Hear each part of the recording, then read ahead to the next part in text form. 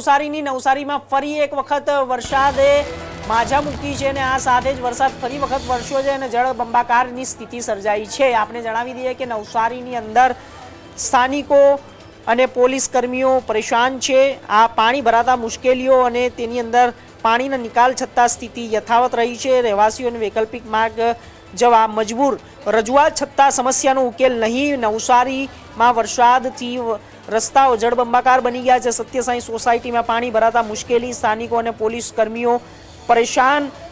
પાણી નિકાલ છતાં સ્થિતિ યથાવત રહેતા રહેવાસીઓ વૈકલ્પિક માર્ગે જવા મજબૂર, રજૂઆત છતાં સમસ્યાનો ઉકેલ નહીં।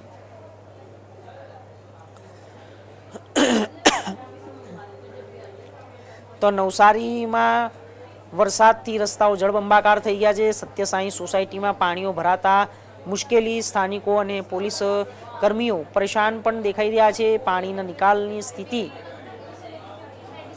યથાવત રહી છે। રહેવાસીઓ વૈકલ્પિક માર્ગે જવા મજબૂર બન્યા છે। રજૂઆત છતાં સમસ્યાનો કોઈ ઉકેલ નથી આવ્યો।